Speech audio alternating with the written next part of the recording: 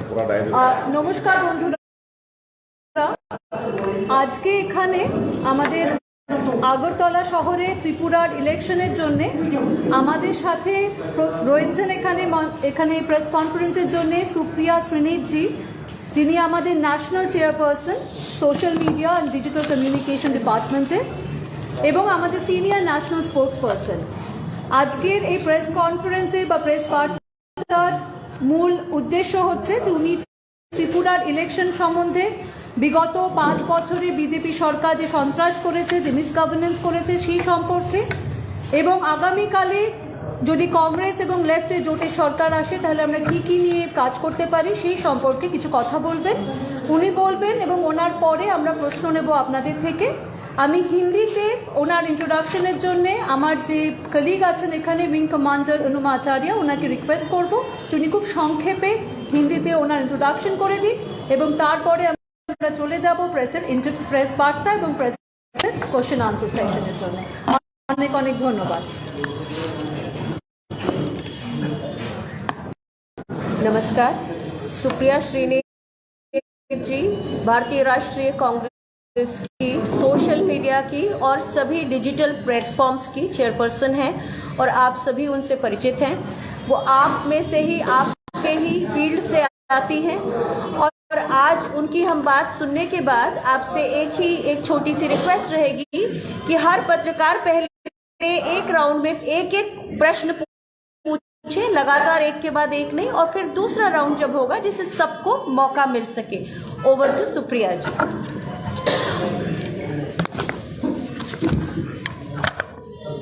बहुत धन्यवाद। आप सबको मेरा नमस्कार।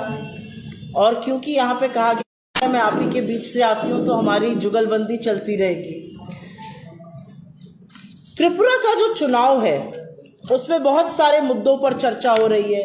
उसमें चर्चा हो रही है बेरोजगारी पर, उसमें चर्चा हो रही है 5 साल के जुमलों पर, उसमें चर्चा हो रही है तथाकथित डबल इंजन की सरकार ने कैसे इस प्रदेश के साथ धोखा किया, उसमें चर्चा हो रही है कितने नॉन सीरियसली त्रिपुरा को लिया जा रहा है। हर तरह की चर्चा है, लेकिन जिस चर्चा के लिए त्रिपुरा आज राष्ट्रीय राजनीति का विषय बना हुआ है वो अपने आप में बेहद शर्मिंदा करती है और अपने आप में गंभीर विषय है। आजादी के 75 साल बाद हम देश में रक्त रंजित राजनीति का अगर कहीं पर विभत्स रूप देख रहे हैं तो वो त्रिपुरा है। त्रिपुरा से तमामों ऐसी खबरें आती हैं जहां पर कभी किसी के ऊपर हमला हो जाता है, कोई बाइक्स पर गुंडे आते हैं, कार्यकर्ताओं को डराया धमकाया जाता है, अनर्गल पुलिस FIR की जाती है, महिलाओं को डराया धमकाया जाता है, मारा पीटा तक जाता है, और ये छोटे से लेकर बड़े लीडर्स तक के साथ हो रहा है विपक्ष में। विपक्ष में अगर आप हैं तो आपका काम है आवाज उठाना, आपका काम है सरकार से सवाल पूछना, आपका काम है विफलताओं को उजागर करना, और लोकतंत्र में जितना जरूरी सरकार है उतना ही और शायद उससे कहीं ज्यादा जरूरी विपक्ष है, क्योंकि जो भी विपक्ष में होता है वो लोगों की आवाज बन के सरकार को कटघरे में खड़ा करता है। लेकिन त्रिपुरा के विपक्ष को बजाय कि ये मौका दिया जाए कि वो सवाल पूछे, त्रिपुरा के विपक्ष को रक्त रंजित किया जाता है, लहूलुहान किया जाता है, इस तरह से पीटा जाता है, इस तरह से हमला होता है कि त्रिपुरा के विपक्ष के लीडर अस्पताल पहुंच जाते हैं। मैं 2-3 वाक्य आपके सामने रखना चाहती हूं। आप इस बारे में मुझसे कहीं ज्यादा परिचित हैं और मुझे लगता है रेपिटेशन होगा आपके सामने इस बात को करना। अभी 29 जनवरी को हमारी बाइक रैली निकल रही थी। हमारे यहाँ के इंचार्ज डॉक्टर अजय कुमार, जो खुद एक IPS ऑफिसर रह चुके हैं, उन पर हमला हुआ, और ऐसा हमला हुआ कि उनको अस्पताल पहुंचना पड़ा और उनका MRI हुआ। आपने सुना है किसी और प्रदेश में देश के जहां पर यह रक्त रंजन हो, जहां पर एक दूसरे की जान के दुश्मन बनने की कोशिश हो, जहां पर विपक्ष के नेताओं पर ऐसा हमला हो कि उनकी मौत हो सकती हो? NCRB डेटा के मुताबिक नॉर्थ ईस्ट में ही नहीं पूरे देश में पॉलिटिकल वायलेंस में त्रिपुरा टॉप पर आता है। और ये मेरा डेटा नहीं है, ये सरकार, मोदी सरकार का डेटा है, जो ये बताता है कि जो तथाकथित डबल इंजन की सरकार चल रही है, वहां पर राजनीतिक हिंसा के मामले में त्रिपुरा नंबर 1 है। आप क्या बना रहे हैं इस प्रदेश को? मैं कुछ वाक्य आपको बता देना चाहती हूं जिससे कि लोग ये समझ सके और देखें कि क्या हो रहा है। आज कार्यकर्ता अगर झंडा लेकर निकलता है या पोस्टर लगाता है या किसी रैली में शामिल होता है तो शाम तक उसके यहां बीजेपी के गुंडे और गुर्गे पहुंच जाते हैं उसको धमकाने के लिए। उसके माँ बाप को ये बताते हैं कि देख कर रखना, अगर लड़के को जाने दिया तो तुम्हारे साथ ये हो जाएगा। अगर कोई झंडा लगाने वाला मिलता है तो उसके ऊपर FIR हो जाती है। 29 जनवरी को बीजेपी के गुंडों ने 19 जनवरी को बीजेपी के गुंडों ने जो रक्त रंजन की कोशिश करी, उसका जो परिणाम था वो सब ने देखा।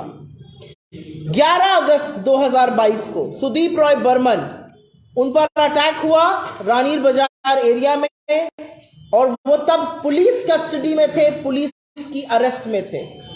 पुलिस के सामने, पुलिस के रहते हुए, पुलिस की उपस्थिति में अगर अटैक होता है तो वो नियोजित तरीके से सरकार द्वारा कराया हुआ अटैक है, सरकार द्वारा कराई हुई हिंसा है। प्लीज फोन साइलेंट पे करिए। 8 अगस्त को कैलाशवर डिस्ट्रिक्ट कांग्रेस प्रेसिडेंट का ऑफिस वैंडलाइज किया जाता है, कार तोड़ी जाती है, पत्थर फेंके जाते हैं। 12 जुलाई को यहां पर हमारी कोलीग है जरिता जी, आशीष साहा जी, जो चुनाव लड़ रहे हैं, एक्स MLA हैं, 3 बार के एक्स MLA हैं, उन पर पत्थरबाजी होती है, उनके सर पर चोट आती है। 26 जून को, और ये वाकया आप सब लोगों ने कवर किया है, ये इस देश के लोकतंत्र पे बहुत बड़ा धब्बा है। 26 जून 2022 को बाई इलेक्शन हुआ था। उस बाई इलेक्शन में सुदीप जी जीते थे, लेकिन उनको ऊपर ऐसा जानलेवा हमला किया गया था कि उनके खून से उनकी पूरी शर्ट लथपथ थी। और वो जब हम लोगों ने दिल्ली में वो फोटो देखी तो हम लोगों को लगा कि देश के एक हिस्से में इस तरह की हिंसा राजनीति में कैसे हो सकती है। और ऐसे तमाम वाक्य हैं। 19 जून को हुआ, फरवरी में हुआ, तमाम वाक्य हैं। एक हिस्सा हिंसा का है जो राजनीतिक प्रतिद्वंदियों को के ऊपर हिंसा करी जा रही है। दूसरा हिस्सा जो हिंसा का है वो और भी ज्यादा शर्मनाक है। त्रिपुरा का नाम त्रिपुरेश्वरी देवी से आता है, और जो भी हमारे धर्म को मानता है वो ये जानता है कि यत्र नार्यस्तु पूजयन्ते रमन्ते तत्र देवता। हम औरत की पूजा करते हैं, हम औरत को देवी का स्वरूप मानते हैं, और उस देवी जी के प्रदेश में महिलाओं के खिलाफ अपराध की यह स्थिति है कि त्रिपुरा नॉर्थ ईस्ट की रेप कैपिटल कहलाता है। 2.5 साल में 400 रेप केसेस हुए हैं, 18 रेप हर महीने हो रहे हैं, और ऐसे प्रदेश में जो एक देवी के नाम पर जिस प्रदेश का नाम पड़ा है। तो सरकार क्या कर रही है? ये वायलेंस जो है वो महिलाओं के खिलाफ होता है, ये राजनीतिक प्रतिद्वंदियों के खिलाफ होता है, लेकिन अफसोस इस बात का है कि इस हिंसा से, इस वायलेंस से आप तक नहीं बचे हुए हैं।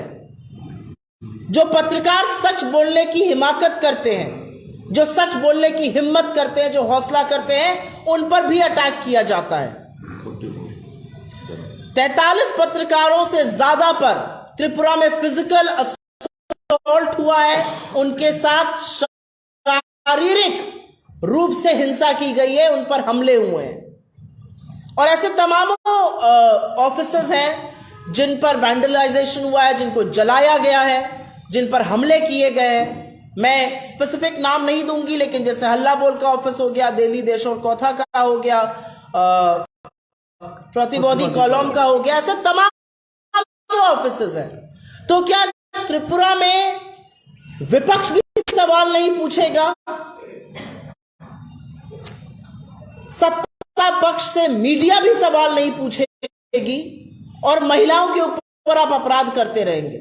चुनाव के बहुत सारे मुद्दे हैं, हम इस चुनाव में बहुत सकारात्मक तरीके से बिजली की बात कर रहे हैं, रोजगार की बात कर रहे हैं, डेवलपमेंट की बात कर रहे हैं, जुमलों से आजादी की बात कर रहे हैं। लेकिन सबसे बड़ी बात यह है कि किसी भी प्रदेश के विकास के लिए पहले वहां पर कानून व्यवस्था, शांति और अमन चैन का बना रहना बहुत जरूरी है। यहां पर सुशांत चौधरी जैसे मिनिस्टर्स हैं जिनकी प्रेजेंस में दूसरे एमएलए पर अटैक होता है। यहां पर पुलिस कस्टडी में रह रहे ऑपोजिशन के प्रतिद्वंदियों पर अटैक होता है। इसकी इजाजत एक सभ्य समाज, इसकी इजाजत एक लोकतंत्र कैसे दे सकता है, यह अपने आप में बहुत बड़ा सवाल है। हम लोगों ने तमामों प्रेजेंटेशंस ईसी के सामने किए, हम लोगों ने तमामों एफआईआर्स करी। एफआईआर करते हैं, कल बेल मिल जाती है, परसों वो व्यक्ति फिर से उस तरह के काम करते हुए पाया जाता है। तो इस बात का जवाब देना पड़ेगा कि राजनीति में, लोकतंत्र में हिंसा और रक्त के खिलाफ जो लोग आवाज उठाना चाहते हैं। आज मैं सवेरे आशीष साहा जी के डोर टू डोर कैंपेन में गई थी और जब हम लोग वहां पर जा रहे थे, कुछ महिलाओं ने कहा कि लोगों को आकर यह कहकर प्रताड़ित किया जा रहा है, धमकाया जा रहा है कि अगर आपने वोट दिया, निकल गया तो देखिएगा आपके साथ क्या करेंगे। हमारे देश की ताकत है लोकतंत्र, और उस लोकतंत्र को क्षीण करके, उस लोकतंत्र को बर्बाद करके आप इस देश को तबाह करने का काम कर रहे हैं। और त्रिपुरा जैसे राज्य इसकी इजाजत कभी नहीं दे सकते हैं। सरकार को मजबूर करना चाहिए यह सोचने पर कि शांति से ज्यादा इस देश में कोई और विचार, कोई और मान्यता नहीं चल सकती है। और लोकतंत्र में राजनीतिक प्रतिद्वंदियों से बहस करिए, हम आपको घेरेंगे, आप हमें घेरिए। हम आपसे 10 तीखे सवाल पूछेंगे, आप हमसे 100 तीखे सवाल पूछिए, हम हर सवाल का जवाब देंगे। लेकिन राजनीति में एक दूसरे के ऊपर हिंसा करना, पीटना अपने प्रतिद्वंदियों को, इसका लोकतंत्र सर्वथा इजाजत नहीं दे सकता है। आपके सवालों का मैं स्वागत करती हूं। पहले अगर आप सुओ मोटो पे पूछें तो मैं आपकी शुक्रगुजार रहूंगी।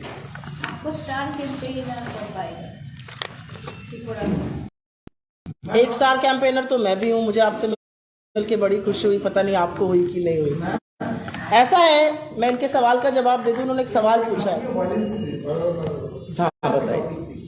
आई will first answer suo motu and come back to you. हाँ, जिस तरह से आप कह रहे हैं कि यहाँ पे लॉ एंड ऑर्डर जिसकी बात कर रहे हैं कि यहाँ पे विपक्ष सुरक्षित नहीं है, जब यहाँ पे जो मुख्यमंत्री है कैंपेन जा रहे हैं, कह रहे हैं कि यहाँ पे हमने इतनी अच्छी से व्यवस्था की है कि ऑपरेशन आके घर घर तक पहुँच के वो लोग कैंपेन कर पा रहे हैं। और यहाँ पे लॉ एंड ऑर्डर की जो बात कर रहे हैं वो सरासर गलत है और नकारात्मक है। जब एक मुख्यमंत्री को और चुने हुए मुख्यमंत्री को ये ओछा बयान देना पड़े कि हमने ऐसा लॉ एंड ऑर्डर और ऐसी कानून व्यवस्था की है कि ऑपोजिशन प्रचार कर सकता है, तो आप उस प्रदेश की कानून व्यवस्था का खस्ता हालत खुद जान सकते हैं। अगर एक चुने हुए मुख्यमंत्री को कहना पड़ रहा है कि लॉ एंड ऑर्डर यह है कि ऑपोजिशन प्रचार कर पा रहा है, वो लॉ एंड ऑर्डर कहां है जब सुशांत चौधरी की प्रेजेंस में अटैक होता है? वो लॉ एंड ऑर्डर कहां है जब पुलिस कस्टडी पर हमारे एमएलए पर अटैक होता है? वो लॉ एंड ऑर्डर कहां है जब बाई इलेक्शन होता है और हमारे एमएलए के सिर फाड़ दिया जाता है और उसमें से खून बहता है? वो लॉ एंड ऑर्डर कहां है जब मीडिया पर अटैक होता है? वो लॉ एंड ऑर्डर कहां है जब 2.5 साल में 400 रेप केसेस होते हैं? तो इस तरह की ओछी बातें करना एक चुने हुए मुख्यमंत्री को सूट नहीं करता है, लेकिन छाप मुख्यमंत्री से और मैं कुछ आशा भी नहीं कर सकती हूँ। अभी कोई और सवाल पूछेगा फिर मैं आपका सवाल का जवाब देती हूँ मैं। आपने कहा हमारे स्टार कैंपेनर कब आएंगे? हमारे स्टार कैंपेनर के सच की ताकत यह है कि कल उन्होंने पार्लियामेंट में भाषण दिया और जो सरकार बार बार बहस कर लो कर रही थी, वो सन्न थी और सख्ते में आ गई थी और एक शब्द बोलने को था नहीं। और मुझे नहीं पता आप में से कितने लोगों ने नोटिस किया, जो सरकार एक हफ्ते से बहस कर लो जी, किसी पर भी बहस कर लो, जब मोदी अडानी का नाम सुना तो सामने वाली बेंच पर ना मोदी जी थे, ना अमित शाह जी थे, ना राजनाथ सिंह जी थे, सारे के सारे कैबिनेट मिनिस्टर गायब थे। कहां थे वो मंत्री? किस बात से डर रहे थे वो? हमारे नेता तो ऐसे हैं कि जब वो सच पूछते हैं तो लोकसभा ने आज उनके 18 अंशों को उससे एक्सपंज किया है। क्या एक्सपंज करने की जरूरत थी? और क्या उन्होंने अनपार्लियामेंट्री बात कही थी? उन्होंने जो पब्लिक डोमेन में चीजें हैं, जो मोदी अडानी अडानी जी की परम मित्रता पब्लिक डोमेन में है, जो अपने मित्र के लिए हर कुछ करने को तैयार है, जो मित्र मंत्रिमंडल पर भारी पड़ गया और सारे मंत्री कल बेचारे लगे हुए थे अडानी जी के बचाव में। मोदी जी को भी त्याग दिया कल तो अडानी जी के बचाव में सरकार खड़ी हुई थी। ऐसे नेता जब सच बोलते हैं तो वो सच हर जगह गूंजता है। मुझे ऐसा लगता है आने वाले दिनों में बहुत सारे हमारे शीर्ष नेतृत्व के लोग यहां आएंगे। आपकी जिनकी तरफ इशारा है संभवतः वो भी आएंगे। और कोई सवाल? हाँ पूछिए। शासन की बात कर रहे हैं, डबल इंजन की सरकार की बात कर रहे हैं। 34 साल तक लेफ्ट ने जिस तरह से उनको नकार दिया है, वो इसी लेफ्ट के साथ आप लोगों ने गठबंधन के साथ इस बार उतरा है, तो क्या उम्मीद हो रहा है कि लेफ्ट जिस लेफ्ट को 34 साल के शासन के बाद नकारा है, आप लोग उसके साथ आए हैं, क्या आप लोगों को भी लोग पसंद करके वोट डालेंगे? मैं एक बात कहना चाहती हूं, आपने सुशासन की बात करी। जिस प्रदेश में सुशासन होता है वहां पर 1000 रुपए की दिहाड़ी पर बाइक वाहिनी और हजीरा वाहिनी वाले घूम घूम कर अटैक नहीं करते हैं। वहां पर 300 बाइक उत्तर प्रदेश के नंबर की नहीं लानी पड़ती है। कल योगी जी मैंने सुना यहां पर थे, मेरे प्रदेश के मुख्यमंत्री हैं, मैं भी उत्तर प्रदेश से आती हूं।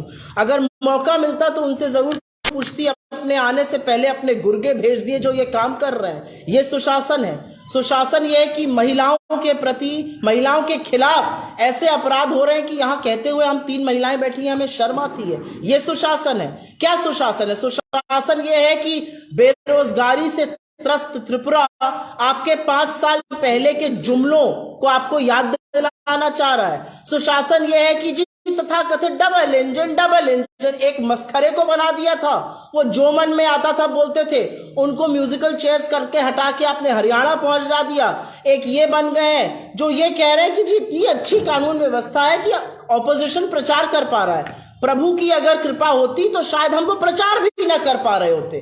तो अगर आपको लगता है ये सुशासन है, तो मुझे नहीं लगता कि सुशासन की मेरी डेफिनेशन ये है। आपने एक सवाल पूछा हमारे अलायंस पार्टनर पे, और उस पर मैं जरूर जवाब देना चाहती हूं। हर राजनीतिक दौर में, हर राज्य में परिस्थितियां अलग होती हैं, जमीनी हकीकत अलग होती है, और इनकी फाइलों में त्रिपुरा का मौसम बड़ा गुलाबी है, लेकिन ये दावे बड़े किताबी हैं। और इसीलिए जो लाइक माइंडेड पॉलिटिकल एनर्जीज होती है उनका साथ आना जरूरी होता है। भले लेफ्ट या कांग्रेस हारी हो 5 साल बाद, जो शिकस्त भाजपा की त्रिपुरा में होने जा रही है और जो हमारी सरकार बनने जा रही है, वो इस बात को साबित करती है कि लोकतंत्र की ताकत ही ये है। जो आपको सिर पर ताज पहन के बिठाते हैं, वो अपने एक वोट की ताकत से आपको बाहर का रास्ता दिखा देते हैं। आपको कितना एक्सपेक्टेशन है, कितना सीट मिलेगा? हम फुल मेजॉरिटी, स्पष्ट बहुमत से एक मजबूत सरकार बनाएंगे। यात्रा का क्या यहाँ पे मैं पहले इनसे पूछ लूं, फिर मैं आऊंगी आपके पास। Do you feel in such circumstances free and fair election is possible? I hope a free and fair election is possible. I hope institutions like the Election Commission will rise to the occasion, because it is as much their credibility, their autonomy, their independence which is at stake. It is as much their reputation at stake. If in a state like Tripura, elections are not free and fair, and Tripura is one of the most important states in this country. Every state is important, but you know, they are the hallmark of democracy. If in India, which is perhaps one of the most vibrant democracies in the world, 75 years after independence, we are worried about free and fair elections, that tells you a lot about how well this government has been run. And I think institutions like the Election Commission, who've been sterling institutions, have to rise to the occasion and restore their credibility, if at all it has been eroded. Madam एक सवाल है, home minister परसों आए हैं, कौन आए? Home minister आए। हाँ जी। एक बयान उन्होंने दिया है, विवाद बनाम विश्वास, हम विश्वास की बहाली करेंगे। इसका क्या है? विश्वास की बहाली करेंगे। 5 साल आपको इस राज्य ने विश्वास की बहाल करने को दिया था। आपने 5 साल में क्या किया? आपने लोगों का विश्वास, लोगों का हौसला, लोगों के सपने तोड़ने और बिखेरने का काम किया। आप बड़े सपने दिखाकर, बड़े जुमले दिखाकर, जो इनकी आदत है, सरकार में आए थे। आज त्रिपुरा आपसे रिपोर्ट कार्ड मांग रहा है। आज त्रिपुरा आपसे नए जुमले नहीं मांग रहा है। आज त्रिपुरा ये कह रहा है 5 साल आप सत्ता में थे, आपकी सरकार थी, आपने इन 5 सालों में क्या किया? आज रिपोर्ट कार्ड दिखाने का वक्त है। और जो होम मिनिस्टर जी आए थे उनको थोड़ा सा और आगे और पीछे भेज देते तो असम और मिजोरम के बीच में जो गोलीबारी चल रही है उसके बारे में होम मिनिस्टर जी क्या कहेंगे? होम मिनिस्टर जी क्या कहेंगे जो कर्नाटक और महाराष्ट्र की सरकार में विवाद चल रहा है, बॉर्डर डिस्प्यूट, और होम मिनिस्टर जी यहां पर आकर विवाह और विश्वास की बात करते हैं। विश्वास का नाम तो मोदी जी और अमित शाह जी को लेना बंद कर देना चाहिए, क्योंकि विश्वास उन्होंने एक ही आदमी का जिंदा रखा हुआ है और वो है मिस्टर अडानी। अडानी के विश्वास को पाला पोसा गया। अडानी को 609 नंबर से दूसरे नंबर का सबसे अमीर आदमी दुनिया में बनाया गया। अडानी को एयरपोर्ट में, पोर्ट में, रिन्यूएबल एनर्जी में, फूड एंड एग्रीकल्चर में, तमाम जगहों पर मोनोपोलिस्ट बनाया गया। नियम बदले गए, विश्वास एक ही आदमी का बरकरार रहा है। इस देश के युवा का हौसला और विश्वास टूटा है, इस देश के बेरोजगार का विश्वास टूटा है, इस देश के किसान के साथ विश्वासघात किया गया है, इस देश के मजदूरों के साथ विश्वासघात किया गया है, इस देश की महिलाओं के साथ विश्वासघात किया गया है। विश्वास शब्द का प्रयोग मोदी जी और अमित शाह जी को बिल्कुल नहीं करना चाहिए। आपको विश्वास 5 साल पहले दिया गया था, आपने विश्वासघात किया है त्रिपुरा में। मैम एक सवाल है, इतना मोटा पार्टी जो है इस बार खुद अपने 42 सीटों पे चुनाव लड़ने की इस बार तैयारी में है। उनका एक डिमांड है ग्रेटर त्रिपुरा लैंड, जो कि वो लगातार इस चीज को डिमांड कर रहे कि इस बार मोटा जो है कम्युनिटी उनके लिए वो इस डिमांड को रख रहे हैं। आप लोग इसको किस तरह से देखकर क्या कहेंगे? मुझे लगता है चुनाव के दौरान बहुत सारी डिमांड्स रखी जाती हैं, चुनाव के दौरान बहुत सारी डिमांड्स पर चुनाव लड़ा भी जाता है।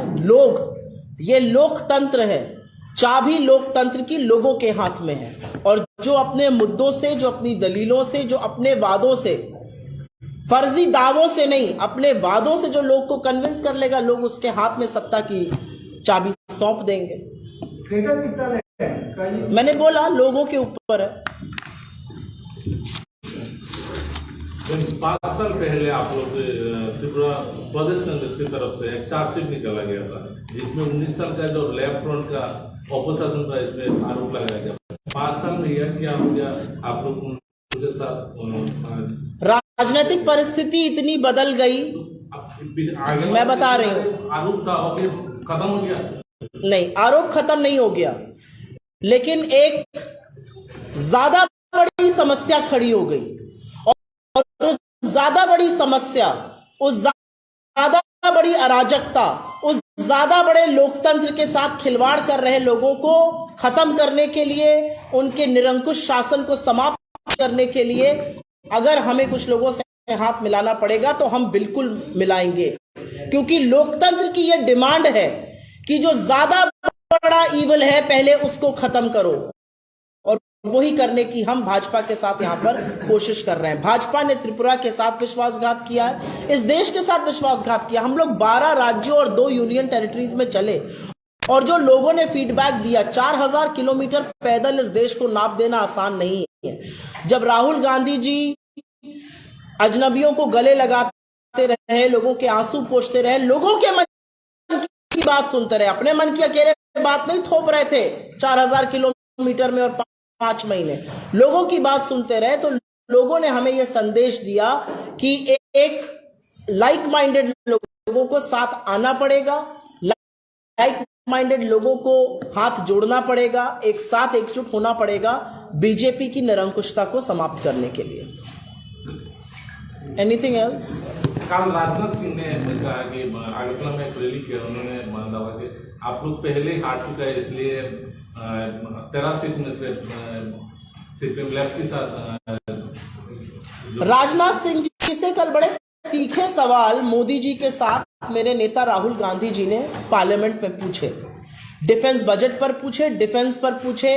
अडानी जी का, जिनका कोई एक्सपीरियंस नहीं था डिफेंस में, कैसे उनको एमआरओ भी मिल जाता है इजराइल में, कैसे उनको स्मॉल आर्म्स बनाने का लाइसेंस भी मिल जाता है, कैसे उनको वो तमाम सुख सुविधाएं मिल जाती हैं जो एक्सपीरियंस लोगों को नहीं मिलती हैं।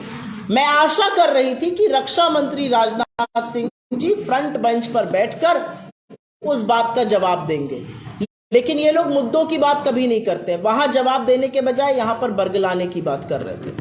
रक्षा मंत्री राजनाथ सिंह जी को बताना चाहिए कि आज इस देश में इतने दावों, इतने फर्जीवाड़े के बाद भी चीन हमारे देश में अतिक्रमण करके क्यों बैठा हुआ है। रक्षा मंत्री राजनाथ सिंह जी को यह जवाब देना चाहिए कि 20 हमारे जांबाजों की शहादत का क्या बदला लिया गया है। रक्षा मंत्री राजनाथ सिंह जी को गृह मंत्री से, वित्त मंत्री से और प्रधानमंत्री से यह पूछना चाहिए कि चीन ने हमारे 20 जांबाजों की शहादत करी और उसका बदला यह है कि हमने चीन को अपना सबसे बड़ा व्यापार का पार्टनर बना लिया और चीन से हमारा ट्रेड जो डेफिसिट है वो $100 बिलियन का है। हम चीन से आयात करते जा रहे हैं, चीन को पैसा दे रहा है और वो अपनी आर्मी को फंड कर रहा है। रक्षा मंत्री राजनाथ सिंह जी को इन बातों का जवाब देना चाहिए कि अप्रैल 2020 की यथावत स्थिति आज 3 साल लगभग बाद भी क्यों नहीं बन पा रही है। आज हमारे सैनिक उन जगहों तक क्यों नहीं गश्त कर पा रहे हैं जहां पर वो कर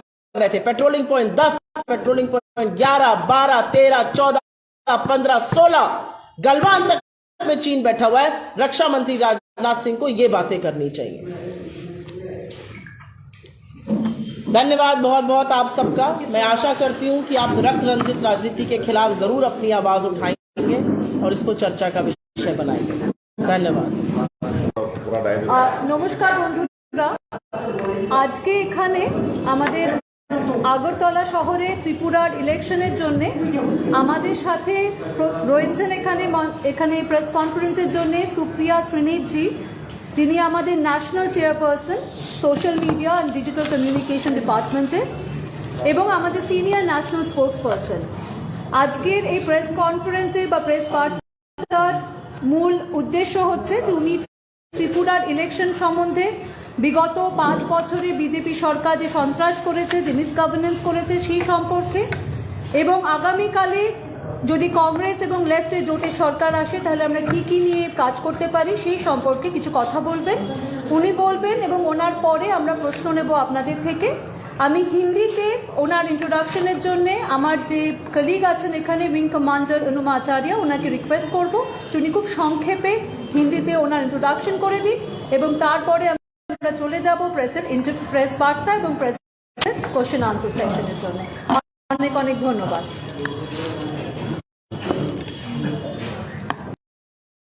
नमस्कार। सुप्रिया श्रीनिधि जी भारतीय राष्ट्रीय कांग्रेस की सोशल मीडिया की और सभी डिजिटल प्लेटफॉर्म्स की चेयरपर्सन हैं और आप सभी उनसे परिचित हैं।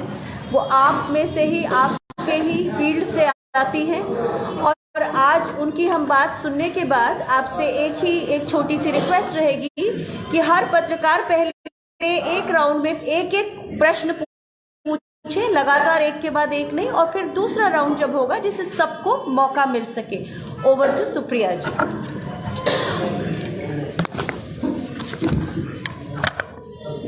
बहुत धन्यवाद आप सबको, मेरा नमस्कार। और क्योंकि यहाँ पे कहा गया मैं आप ही के बीच से आती हूँ तो हमारी जुगलबंदी चलती रहेगी। त्रिपुरा का जो चुनाव है उसमें बहुत सारे मुद्दों पर चर्चा हो रही है।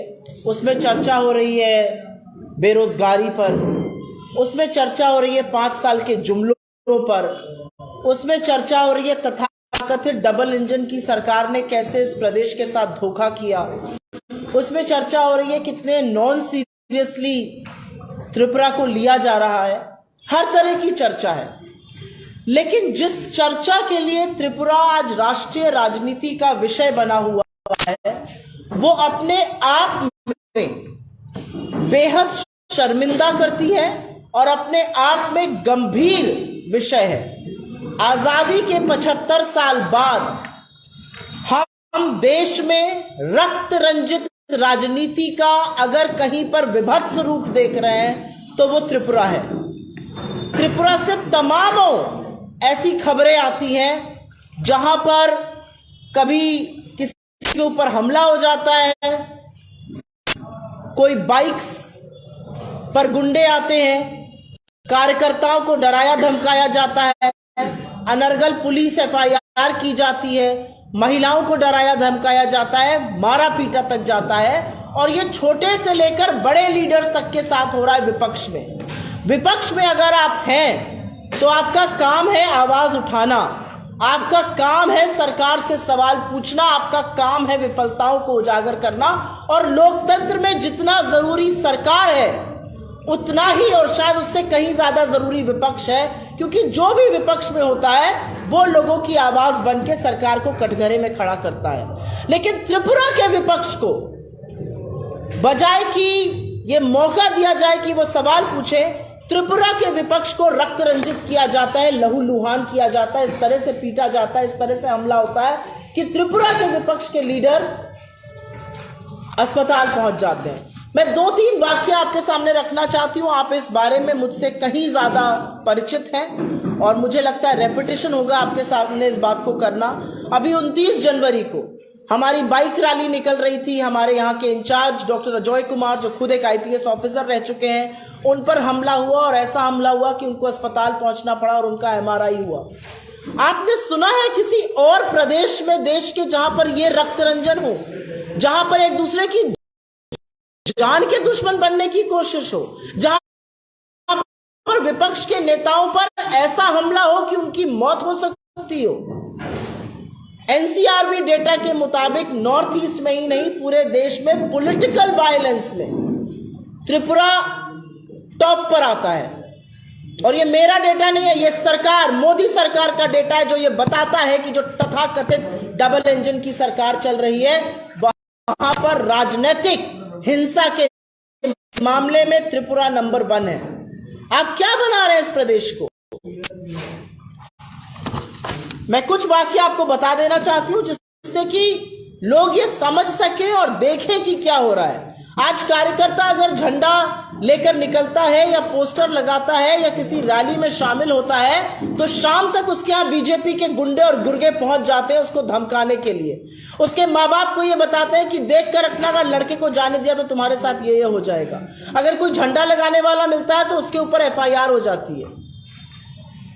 29 जनवरी को बीजेपी के गुंडों ने 19 जनवरी को बीजेपी के गुंडों ने जो रक्त रंजन की कोशिश करी, उसका जो परिणाम था वो सबने देखा।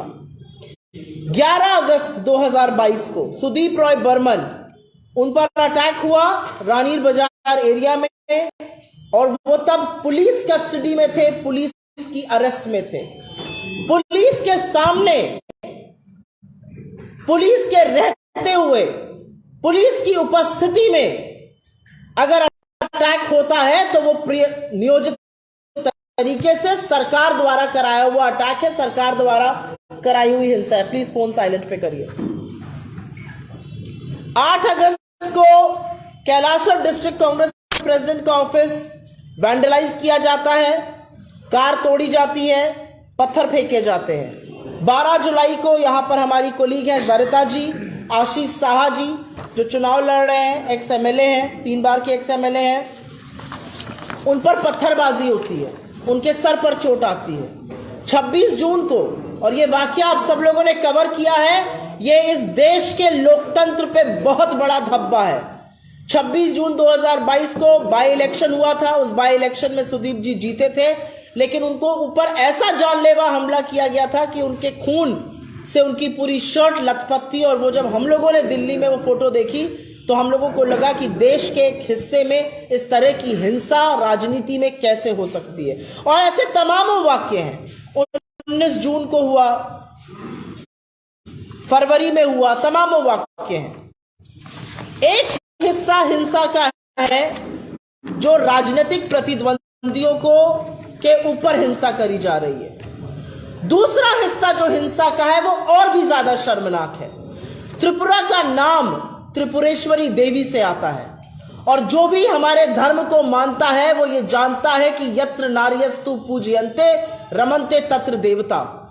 हम औरत की पूजा करते हैं, हम औरत को देवी का स्वरूप मानते हैं, और उस देवी जी के प्रदेश में महिलाओं के खिलाफ अपराध की यह स्थिति है कि त्रिपुरा नॉर्थ ईस्ट की रेप कैपिटल कहलाता है। 2.5 साल में 400 रेप केसेस हुए हैं। 18 रेप हर महीने हो रहे हैं, और ऐसे प्रदेश में जो एक देवी के नाम पर जिस प्रदेश का नाम पड़ा है। तो सरकार क्या कर रही है? ये वायलेंस जो है वो महिलाओं के खिलाफ होता है, ये राजनीतिक प्रतिद्वंदियों के खिलाफ होता है, लेकिन अफसोस इस बात का है कि इस हिंसा से, इस वायलेंस से आप तक नहीं बचे हुए हैं। जो पत्रकार सच बोलने की हिमाकत करते हैं, जो सच बोलने की हिम्मत करते हैं, जो हौसला करते हैं, उन पर भी अटैक किया जाता है। 43 पत्रकारों से ज्यादा पर त्रिपुरा में फिजिकल असॉल्ट हुआ है, उनके साथ शारीरिक रूप से हिंसा की गई है, उन पर हमले हुए हैं। और ऐसे तमामों ऑफिसर्स हैं जिन पर वैंडलाइजेशन हुआ है, जिनको जलाया गया है, जिन पर हमले किए गए हैं। मैं स्पेसिफिक नाम नहीं दूंगी, लेकिन जैसे हल्ला बोल का ऑफिस हो गया, दिल्ली देशों कोथा का हो गया, प्रतिबोधि कॉलम का हो गया, ऐसे तमाम ऑफिसेस हैं। तो क्या त्रिपुरा में विपक्ष भी सवाल नहीं पूछेगा? सत्ता पक्ष से मीडिया भी सवाल नहीं पूछेगी, और महिलाओं के ऊपर आप अपराध करते रहेंगे? चुनाव के बहुत सारे मुद्दे हैं, हम इस चुनाव में बहुत सकारात्मक तरीके से बिजली की बात कर रहे हैं, रोजगार की बात कर रहे हैं, डेवलपमेंट की बात कर रहे हैं, जुमलों से आजादी की बात कर रहे हैं। लेकिन सबसे बड़ी बात यह है कि किसी भी प्रदेश के विकास के लिए पहले वहां पर कानून व्यवस्था, शांति और अमन चैन का बना रहना बहुत जरूरी है। यहां पर सुशांत चौधरी जैसे मिनिस्टर्स हैं जिनकी प्रेजेंस में दूसरे एमएलए पर अटैक होता है। यहां पर पुलिस कस्टडी में रह रहे ऑपोजिशन के प्रतिद्वंदियों पर अटैक होता है। इसकी इजाजत एक सभ्य समाज, इसकी इजाजत एक लोकतंत्र कैसे दे सकता है? यह अपने आप में बहुत बड़ा सवाल है। हम लोगों ने तमामों प्रेजेंटेशंस इसी के सामने किए, हम लोगों ने तमामों एफआईआर्स करी, एफआईआर करते हैं, कल बेल मिल जाती है, परसों वो व्यक्ति फिर से उस तरह के काम करते हुए पाया जाता है। तो इस बात का जवाब देना पड़ेगा कि राजनीति में, लोकतंत्र में हिंसा और रक्त के खिलाफ जो लोग आवाज उठाना चाहते हैं। आज मैं सवेरे आशीष शाह जी के डोर टू डोर कैंपेन में गई थी, और जब हम लोग वहां पर जा रहे थे, कुछ महिलाओं ने कहा कि लोगों को आकर यह कहकर प्रताड़ित किया जा रहा है, धमकाया जा रहा है कि अगर आपने वोट दिया, निकल गया, तो देखिएगा आपके साथ क्या करेंगे। हमारे देश की ताकत है लोकतंत्र, और उस लोकतंत्र को क्षीण करके, उस लोकतंत्र को बर्बाद करके आप इस देश को तबाह करने का काम कर रहे हैं। और त्रिपुरा जैसे राज्य इसकी इजाजत कभी नहीं दे सकते हैं। सरकार को मजबूर करना चाहिए यह सोचने पर कि शांति से ज्यादा इस देश में कोई और विचार, कोई और मान्यता नहीं चल सकती है। और लोकतंत्र में राजनीतिक प्रतिद्वंदियों से बहस करिए, हम आपको घेरेंगे, आप हमें घेरिए।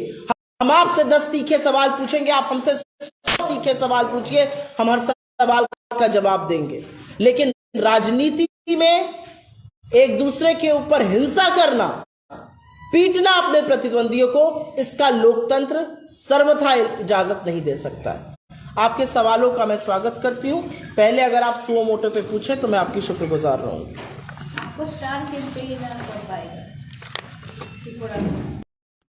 एक स्टार कैंपेनर तो मैं भी हूं, मुझे आपसे मिलकर बड़ी खुशी हुई, पता नहीं आपको हुई कि नहीं हुई। ऐसा है, मैं इनके सवाल का जवाब दे दूं। उन्होंने एक सवाल पूछा है, हाँ बताइए। I will first answer suo motu and come back to you. हाँ, इस तरह से आप कह रहे हैं कि यहाँ पे लॉ एंड ऑर्डर जिसकी बात कर रहे हैं कि यहाँ पे विपक्ष सुरक्षित नहीं है, जब यहाँ पे जो मुख्यमंत्री है कैंपेन जा रहे हैं, कह रहे हैं कि यहाँ पे हमने इतनी अच्छी से व्यवस्था की है कि ऑपरेशन आके घर घर तक पहुँच के वो लोग कैंपेन कर पा रहे हैं, और यहाँ पे लॉ एंड ऑर्डर की जो बात कर रहे हैं वो सरासर गलत है और ये नकारात्मक है। क्या कहेंगे? जब एक मुख्यमंत्री को और चुने हुए मुख्यमंत्री को ये ओछा बयान देना पड़े कि हमने ऐसा लॉ एंड ऑर्डर और ऐसी कानून व्यवस्था की है कि ऑपोजिशन प्रचार कर सकता है, तो आप उस प्रदेश की कानून व्यवस्था का खस्ता हालत खुद जान सकते हैं। अगर एक चुने हुए मुख्यमंत्री को कहना पड़ रहा है कि लॉ एंड ऑर्डर ये है कि ऑपोजिशन प्रचार कर पा रहा है, वो लॉ एंड ऑर्डर कहाँ है जब सुशांत चौधरी की प्रेजेंस में अटैक होता है? वो लॉ एंड ऑर्डर कहाँ है जब पुलिस कस्टडी पर हमारे एमएलए पर अटैक होता है? वो लॉ एंड ऑर्डर कहाँ है जब बाई इलेक्शन होता है और हमारे एमएलए के सिर फाड़ दिया जाता है और उसमें से खून बहता है? वो लॉ एंड ऑर्डर कहाँ है जब मीडिया पर अटैक होता है? वो लॉ एंड ऑर्डर कहाँ है जब 2.5 साल में 400 रेप केसेस होते हैं? तो इस तरह की ओछी बातें करना एक चुने हुए मुख्यमंत्री को सूट नहीं करता है, लेकिन छाप मुख्यमंत्री से और मैं कुछ आशा भी नहीं कर सकती हूँ। की सरकार यहाँ पे अभी कोई और सवाल पूछेगा फिर मैं आपके पास आऊंगी। आपका सवाल का जवाब देती हूँ मैं। आपने कहा हमारे स्टार कैंपेनर कब आएंगे? हमारे स्टार कैंपेनर के सच की ताकत यह है कि कल उन्होंने पार्लियामेंट में एक भाषण दिया और जो सरकार बार बार बहस कर लो कर रही थी, वो सन्न थी और सख्ते में आ गई थी और एक शब्द बोलने को था नहीं। और मुझे नहीं पता आप में से कितने लोगों ने नोटिस किया, जो सरकार एक हफ्ते से बहस कर लो जी, किसी पर भी बहस कर लो, जब मोदी अडानी का नाम सुना तो सामने वाली बेंच पर ना मोदी जी थे, ना अमित शाह जी थे, ना राजनाथ सिंह जी थे, सारे के सारे कैबिनेट मिनिस्टर गायब थे। कहां थे वो मंत्री? किस बात से डर रहे थे वो? हमारे नेता तो ऐसे हैं कि जब वो सच पूछते हैं तो लोकसभा ने आज उनके 18 अंशों को उससे एक्सपंज किया है। क्या एक्सपंज करने की जरूरत थी? और क्या उन्होंने अनपार्लियामेंट्री बात कही थी? उन्होंने जो पब्लिक डोमेन में चीजें हैं, जो मोदी अडानी जी की परम मित्रता पब्लिक डोमेन में है, जो अपने मित्र के लिए हर कुछ करने को तैयार है, जो मित्र मंत्रिमंडल पर भारी पड़ गया और सारे मंत्री कल बेचारे लगे हुए थे अडानी जी के बचाव में, मोदी जी को भी त्याग दिया। कल तो अडानी जी के बचाव में सरकार खड़ी हुई थी। ऐसे नेता जब सच बोलते हैं तो वो सच हर जगह गूंजता है। मुझे ऐसा लगता है आने वाले दिनों में बहुत सारे हमारे शीर्ष नेतृत्व के लोग यहां आएंगे। आपकी जिनकी तरफ इशारा है संभवतः वो भी आएंगे। और कोई सवाल? हाँ पूछिए। शासन की बात कर रहे हैं, डबल इंजन की सरकार की बात कर रहे हैं। 34 साल तक लेफ्ट ने जिस तरह से उनको नकार दिया है, वो इसी लेफ्ट के साथ आप लोगों ने गठबंधन के साथ इस बार उतरा है, तो क्या उम्मीद हो रहा है कि लेफ्ट जिस लेफ्ट को 34 साल के शासन के बाद नकारा है, आप लोग उसके साथ आए हैं, क्या आप लोगों को भी लोग पसंद करके वोट डालेंगे? मैं एक बात कहना चाहती हूं, आपने सुशासन की बात करी। जिस प्रदेश में सुशासन होता है वहां पर 1000 रुपए की दिहाड़ी पर बाइक वाहिनी और हजीरा वाहिनी वाले घूम घूम कर अटैक नहीं करते हैं। वहां पर 300 बाइक उत्तर प्रदेश के नंबर की नहीं लानी पड़ती है। कल योगी जी मैंने सुना यहां पर थे, मेरे प्रदेश के मुख्यमंत्री हैं, मैं भी उत्तर प्रदेश से आती हूं। अगर मौका मिलता तो उनसे जरूर पूछती, अपने आने से पहले अपने गुर्गे भेज दिए जो ये काम कर रहे हैं। ये सुशासन है। सुशासन ये है कि महिलाओं के प्रति, महिलाओं के खिलाफ ऐसे अपराध हो रहे हैं कि यहां कहते हुए हम 3 महिलाएं बैठी हैं, हमें शर्म आती है। ये सुशासन है। क्या सुशासन है? सुशासन ये है कि बेरोजगारी से त्रस्त त्रिपुरा आपके 5 साल पहले के जुमलों को आपको याद दिलाना चाह रहा है। सुशासन यह है कि जी तथाकथित डबल इंजन एक मस्खरे को बना दिया था। वो जो मन में आता था बोलते थे, उनको म्यूजिकल चेयर्स करके हटा के आपने हरियाणा पहुंचा दिया। एक ये बन गए हैं जो ये कह रहे हैं कि जी इतनी अच्छी कानून व्यवस्था है कि ऑपोजिशन प्रचार कर पा रहा है। प्रभु की अगर कृपा होती तो शायद हम वो प्रचार भी न कर पा रहे होते। तो अगर आपको लगता है ये सुशासन है तो मुझे नहीं लगता कि सुशासन की मेरी डेफिनेशन ये है। आपने एक सवाल पूछा हमारे अलायंस पार्टनर पे और उस पर मैं जरूर जवाब देना चाहती हूं। हर राजनीतिक दौर में, हर राज्य में परिस्थितियां अलग होती हैं, जमीनी हकीकत अलग होती है और इनकी फाइलों में त्रिपुरा का मौसम बड़ा गुलाबी है, लेकिन ये दावे बड़े किताबी हैं। और इसीलिए जो लाइक माइंडेड पॉलिटिकल एनर्जीज होती है उनका साथ आना जरूरी होता है। भले लेफ्ट या कांग्रेस हारी हो 5 साल बाद, जो शिकस्त भाजपा की त्रिपुरा में होने जा रही है और जो हमारी सरकार बनने जा रही है, वो इस बात को साबित करती है कि लोकतंत्र की ताकत ही ये है। जो आपको सिर पर ताज पहन के बिठाते हैं वो अपने एक वोट की ताकत से आपको बाहर का रास्ता दिखा देते हैं। आपको कितना एक्सपेक्टेशन है, कितना सीट मिलेगा? हम फुल मेजॉरिटी, स्पष्ट बहुमत से एक मजबूत सरकार बनाएंगे। यात्रा का क्या यहाँ पे मैं पहले इनसे पूछ लूं फिर मैं आऊंगी आपके पास। Do you feel in such circumstances free and fair election is possible? I hope a free and fair election is possible. I hope institutions like the Election Commission will rise to the occasion, because it is as much their credibility, their autonomy, their independence which is at stake. It is as much their reputation at stake. If in a state like Tripura, elections are not free and fair, and Tripura is one of the most important states in this country. Every state is important, but they are the hallmark of democracy. If in India, which is perhaps one of the most vibrant democracies in the world, 75 years after independence, we are worried about free and fair elections, that tells you a lot about how well this government has been run. And I think institutions like the Election Commission, who've been sterling institutions, have to rise to the occasion and restore their credibility, if at all it has been eroded.